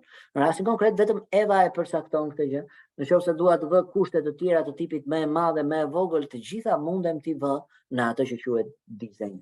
E në këtë mënyrë kemi mbaruar me pjesën e dytë, që është pikërisht pjesa e tretë në fakt, sepse neve e treguam pjesën e dytë që ishte relationships, e pam se si lidhen tabelat me njëra tjetrën, tani pam queryt dhe pjesa e katërt dhe shumë e rëndësishme ka të bëjë me format. Do të mësojmë se si të ndërtojmë një formë, por në mënyrën më të thjeshtuar të mundshme, sigurisht që të ndërtosh format edhe ajo ka komplikimin e vet. Ne po mësojmë konceptet bazë të ndërtuarit të një databaze në Access dhe kjo do ju ndihmojë në punën tuaj që të organizoni punën tuaj. Një databazë e organizon në mënyrë të mirëfillt punën kudo që të jeni. Dhe konkretisht unë do jem në këtë fazë në të cilën do t'i grumulloj këto të dhëna dhe do ndërtoj një formë në vend që ta mbush të dhënat në tabelat e mia manualisht duke hapur tabelën, siç e bëja më përpara, shikoni që e kam mbushur manualisht të dhënën. Tani do të përdor një formë dhe format janë ato që ju dalin zakonisht në online, kur ju kërkohet që të plotësoni edhe për të regjistruar në këtë kurs, juve plotësuat një formë në këtë seminar. Në këtë seminar ju plotësuat një formë që kishte disa element. Ato element sigurisht që i përkisnin formës, po vinin tek unë në për tabelat që ishin në databazat që kisha krijuar. Mbajeni mend këtë gjë, sepse puna që do të bëjmë tani ka të bëjë pikërisht me krijimin e atyre formave që ti të ndihmojnë në procesin e hedhjes së dobëndave. Për të krijuar formën, sigurisht do të shkosh te komanda create dhe te komanda create është ajo pjesë që quhet forms. Dhe tek forms unë do të zgjedh një tabelë, vetëm do klikoj tek ajo tabelë, dhe është tabela të dhënat, dhe pastaj mund të zgjedh njërin prej tipit të formave. Unë do sugjeroj që kryesisht të përdor këtë, dhe sepse do bëjë disa modifikime aty, dhe do zgjedh pikërisht këtë që quhet more forms. Nëse klikoj tek more forms, do shikoni në listën e tipit të formave të gatshme të përgatitura nga vetë Accessi, sepse mund ta ndërtosh dhe vetë formën, po këto janë forma të përgatitura dhe ta thjeshtojnë goxha punën. Zgjedh split form dhe nëse unë klikoj split form, shikoni që më është formuar forma ime. Dhe forma ime në rastin konkret është e ndarë, prandaj quhet split form. Është pjesa sipërore e cila ka elementin unik të cilin ti do të hedhësh dhe është pjesa fundore që ka tabelën totale ku shtohen të dhënat. Dhe ti nuk ke nevojë të shtosh në tabelën totale tënde element, por ke nevojë mjafton ti hedhësh në këtë që quhet forma jote. Keni parasysh që kur krijoni një formë, ju mund ta modifikoni çdo element të formës dhe neve do të merremi pak pikërisht me këtë element. Po përpara se sa ta kaloj pjesën e reklamimit në pjesën e majt, dua që ta ruaj këtë formë dhe i jap me të djathtën save, i vë emrin forma e të dhënave. Shikoni që në listën e objekteve të mia shtohet tashmë një objekt i ri me një karakteristikë të re, nuk është as tabel, nuk është as query, por është një formë dhe kjo është forma të dhënat. Dhe kjo formë të dhënat normalisht unë do t'i bëj disa modifikime shumë të thjeshta që do ma ndryshojnë karakterin e formës, por dhe do më bëjnë mua të kuptoj dhe si funksionon forma në vetvete. Atëherë çfarë do bëj unë? Unë do të bëj këtë gjë. Do të klikoj me të djathtën dhe do t'i them jo form view, as layout view, por do t'i jap design view, që do të thotë tani jam vetëm tek elementet e formës. Në momentin që ti je tek elementet e formës, shikoni që në krahun e djathtë ju shfaqet ajo që quhet tabela e atributeve për formën tuaj. Dhe nëse unë dua të ndryshoj madhësinë, shikoni që disa janë të gjera, disa janë të ngushta, disa janë më të mëdha, disa janë më të vogla. Normalisht mua më duhet të jetë sa më e rregullt forma që njerëzit të marrin një formë të thjesht për të plotësuar. Atëherë çfarë duhet të bëj? Në rastin konkret, më duhet të ndryshoj formatin e të gjithave ose madhësinë. Po të vetë të klikoj tek ID dhe të klikoj tek format të atribute, do shikoni që width dhe height janë të përcaktuara. Kjo e ka 0,614 cm, ndërkohë që kur vete tek emri e ka 1.376.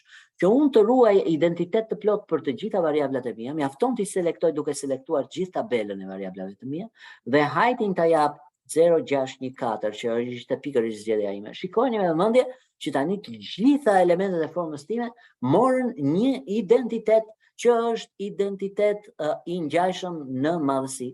Përpos kësaj, shikoni që unë ID-n e kam sipër, emrin e kam sipër, mbi emrin e plot, datëlindjen, pastaj në vend që të vazhdoj në pjesën poshtë, ajo më kalon në krahun e majt. Realisht që unë të ndërtoj një formë dhe ato jo të vazhdoj mbushjen, unë duhet vazhdoj në pjesën fundore. Dhe si të bëj unë që të shtoj element brenda kësaj tabele të krijuar, që forma ime të mos i mbaj në krahun e djathtë këto elemente të tjera, po t'i ketë poshtë elementeve të mi.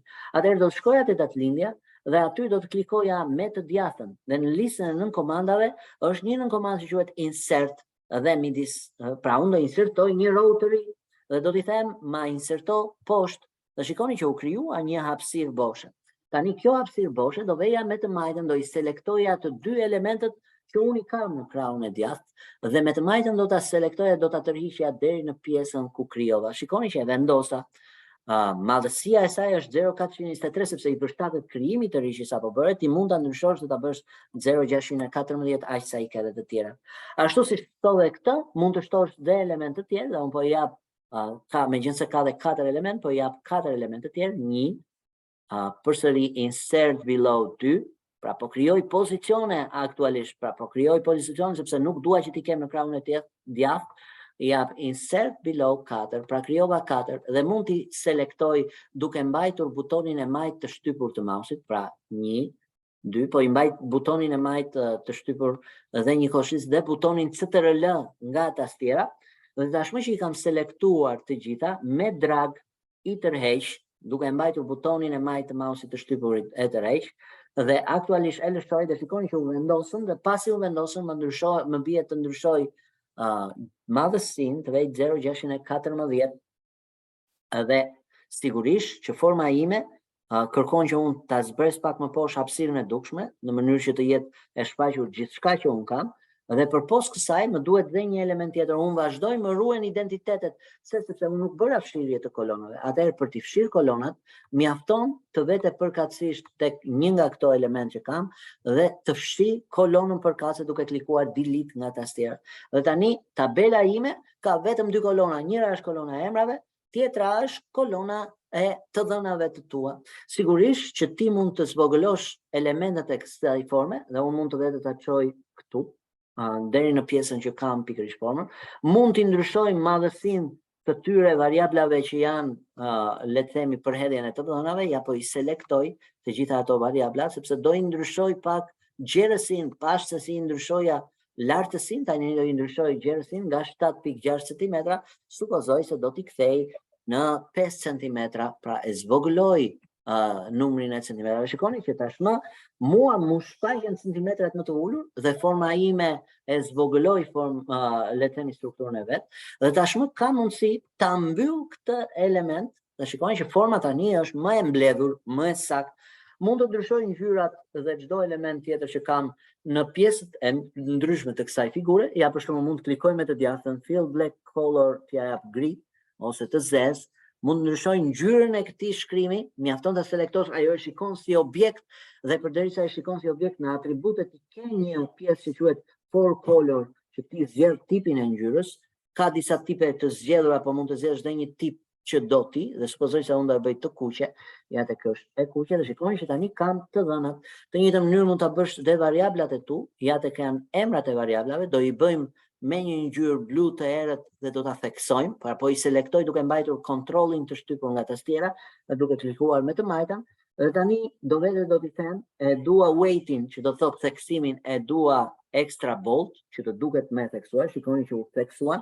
Përpos kësaj ngjyrën e shkrimit e dua një blu të errët dhe ja tek është bluja e errët. Dhe nga ana tjetër ngjyra që është mbrapa nuk dua të jetë e bardhë, por dua të jetë fill back color, e bëjmë një gri të lehtë. Dhe shikoni që forma ime tani është e shfaqur. Nëse unë do veja do klikoja te të dhënat, do t'i jepja form view, dalloni me vëmendje që ajo formë që unë krijova mund ta zvogëloj pikërisht këtë tabelën që të më shfaqen të gjitha elementet e mia. Shikoni që tashmë e kam atë formë, po ka një element tjetër që duhet ta shtoj në formën time. Dhe ky elementi tjetër që duhet të shtojmë në formën time është që kjo tabela të mos më dali poshtë, se më prish punë, por të më dali në krahun e djathtë, do ishte shumë më vizuale, shumë më bukur e paraqitur vizualisht. Atëherë çfarë do të bëj? Për ta bërë këtë gjë, do të klikoja përsëri me të djathtën te design view, jam në dizenjo dhe në listën e nën komandave, pasi ke zgjedhur formën tënde, ke një pjesë në të cilën përcaktohet saktësisht se ku e vendos datasheetin ose tabelën tënde me të dhëna. Aktualisht e ke on bottom, por neve do t'i them on right ose on left. Nëse unë e vendos on left, shikojeni pak me vëmendje çfarë do ndodhte me atë tabelë që ishte tabela kryesore, jap form view.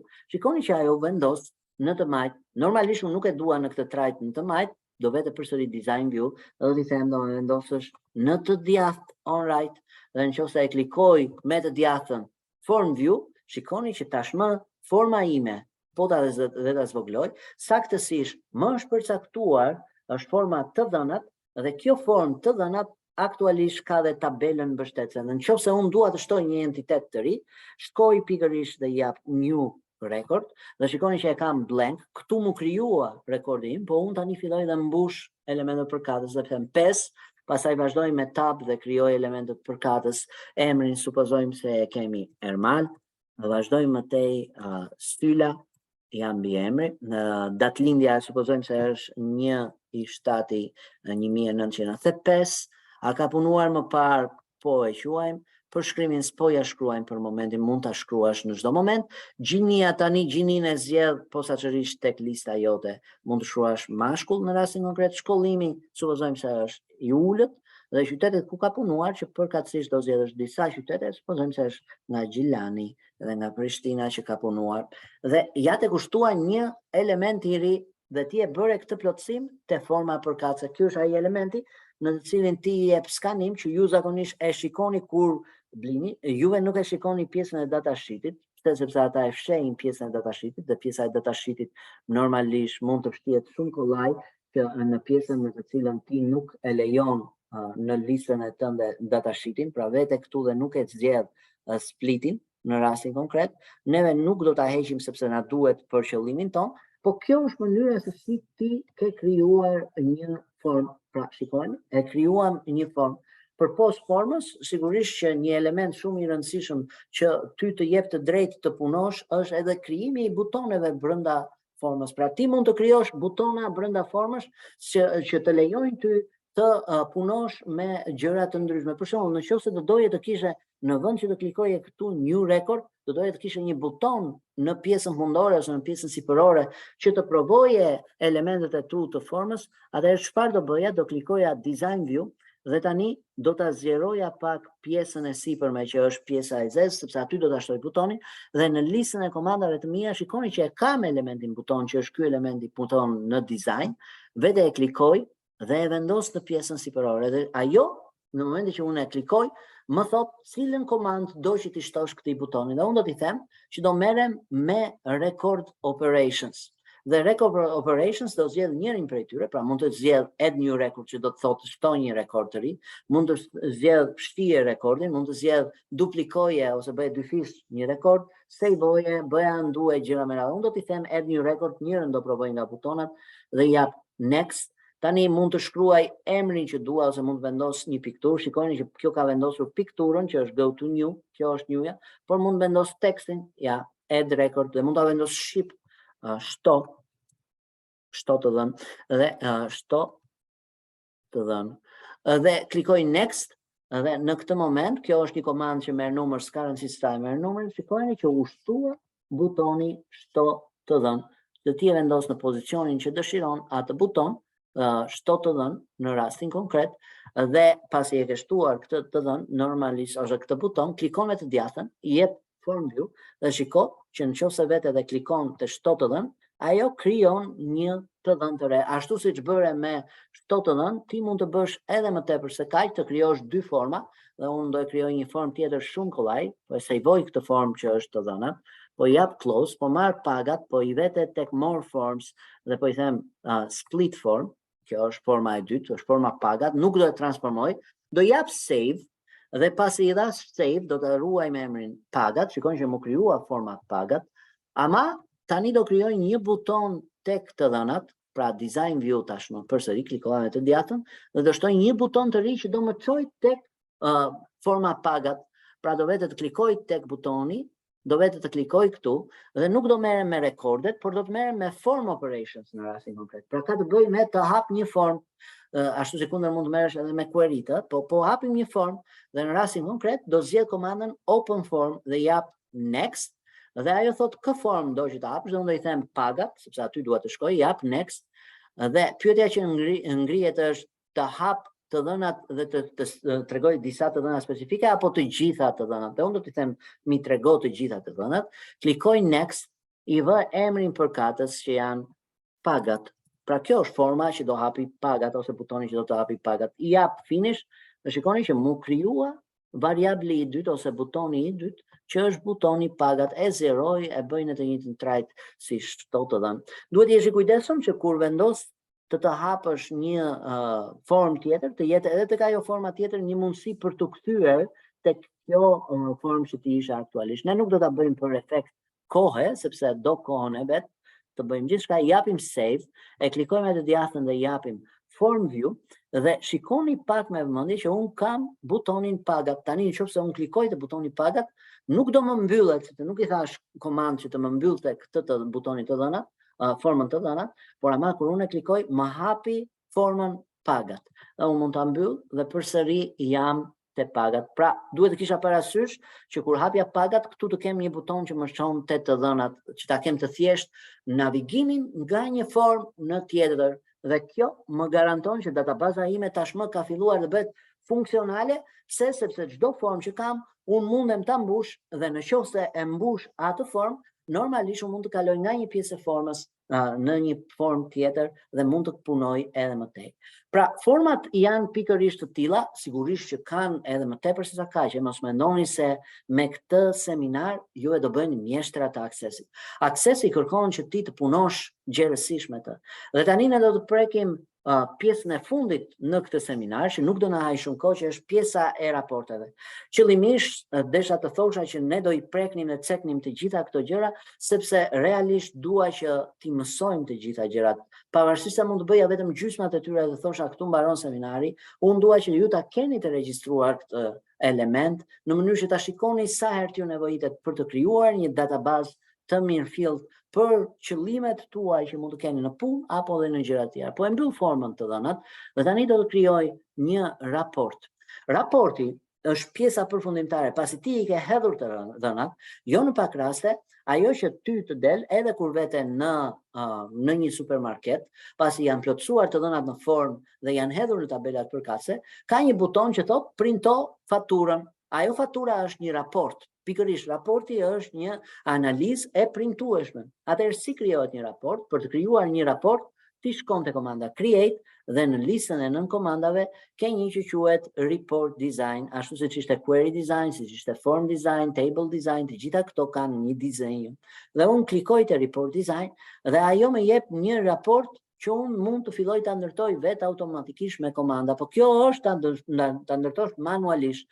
Që të mos ta ndërtoj manualisht, jap close, klikoj me të djathtën dhe ta zgjedh një report wizard, pra e fus veten në një proces që ma krijon vetë raportin. Aksesi është më e thjeshtë në të tilla raste. Mua më duhet bëj vetëm disa modifikime. Klikoj te report wizard dhe ajo më thot cilën tabel kërkon që të bësh raport. Dhe unë mund t'i them në rastin konkret, më bëj tabelën pagat, mund t'i bëj dhe queryt, gjithçka lejohet dhe pasi e zgjodha tabelën pagat, zgjedh variablat që unë dua të tregoj në raportin tim dhe supozoj se unë dua të gjej emrin e plot, muajin e pagesës dhe vlerën.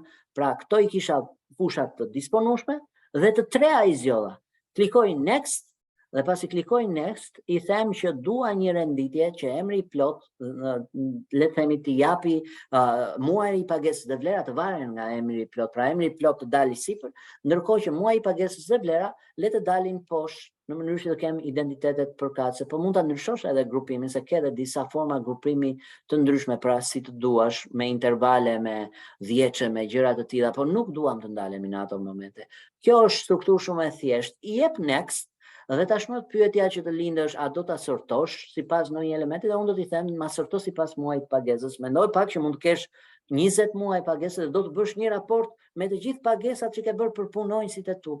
Pastaj jep next dhe shikoni që jam në pyetjen e fundit që raporti bën. Si e do tabelën, e do stepped layoutin, e do blok, shikoni që të tregon se si do të thotë se cila prej tyre, ose outline. Kjo është forma outline që I ke njëra pas tjetrës elementet e renditur. Dhe unë mund t'i them stepped për efekt qëllimi që kam ndërtuar, e dua bashkë me emrat e variablave, në një faqe që quhet portret dhe I jap next. Normalisht, kjo është raporti me emrin paga, do vëj emrin e raportit dhe do më tregoj dhe një preview, jap finish dhe shikojeni posaçërisht këtë raport që u krijua, që saktësisht të jep emrin e plot, në rastin konkret ta jep me numër sepse ne zgjodhëm variablin numerik të emrit të plot, por që mund ta ndryshosh shumë kollaj dhe të zgjedhësh emrin e plot që ti ke. Dhe në rastin konkret ke punëtorin e parë i cili ka marrë pagën në janar dhe shkurt dhe ke vlerat 1500 euro, nga ana tjetër punëtori i dytë, i tretë dhe i katërt për të gjitha muajt. Sigurisht që kjo është forma raporti i shfaqur, ti mund të bësh disa modifikime në këtë raport duke e klikuar me të djathta të raportit dhe duke i thënë design view dhe mund të bësh ndryshime në ngjyra dhe në element. Për shembull, në rastin konkret, nëse un jam këtu, un mund të ndryshoj edhe ngjyrën që kam sipër për raportin me të djathtën, fillback color mund ta bëj me ngjyrë të kuqe dhe paga ta bëj me ngjyrë të bardhë, pra ti jap nëse lëviz pak të në mënyrë që të kem pak komoditet në punim dhe ti jap for colorin në rastin konkret të bardhë dhe shikoni që pagat do të ishte me ngjyrë të bardhë. Nga ana tjetër mund të jap përkatësisht për vlerat edhe një shumë dhe po të shikoni pak ju keni disa komanda në rastin konkret tek dizenjo ose tek arrange që shfaqen këtu. Pra unë mund të bëj në rastin konkret punime edhe brenda raportit tim, të cilat mund të më ndihmojnë në mënyrën se si e konceptoj punën time në një raport. Dhe në rastin konkret unë kam ndryshuar formatin e raportit, mund t'ja heq edhe footerin përkatës, ja ta fshi fare.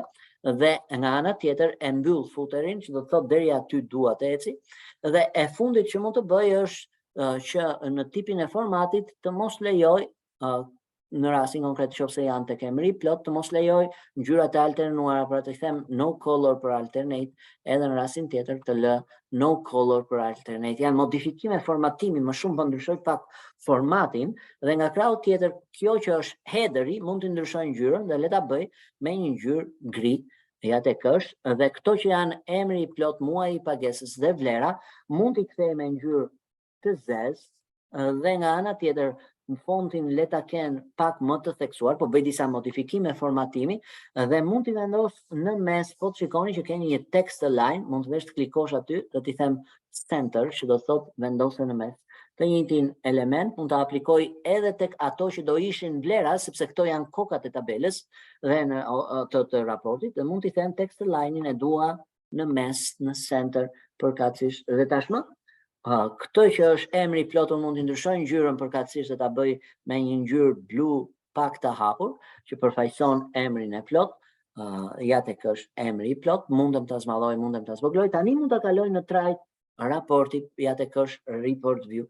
Dhe shikoni që tani janë përkatësisht ngjyrat e plota. Kjo 1, 2, 3, 4 normalisht kanë një layout që është i bardhë, mund t'ja ndryshoj, e selektoj dhe tek backgroundi që duhet kesh një back color, ja tek është back color, ti ja ndryshon back colorin dhe i thua ose një ngjyrë të përcaktuar që ti e ke zgjedhur, që është kjo ngjyra që neve kishim në rastin konkret, ose një ngjyrë tjetër dhe ti ruan ngjyrën përkatëse. Nëse klikon te report view, ja shikojeni që tani kam emrat përkatës, numrat përkatës, sepse janë numra emri i plot, atë zgjohëm neve në konkretisht, dhe ke pagat përkatëse për secilin numër, ja tek është gjithë raporti. Ky raport është i printueshëm, nëse e çoj në print preview, shikojeni që kjo do të ishte forma se si ai shfaqet në trajt të printueshme, pra kjo do të ishte raporti i printueshëm.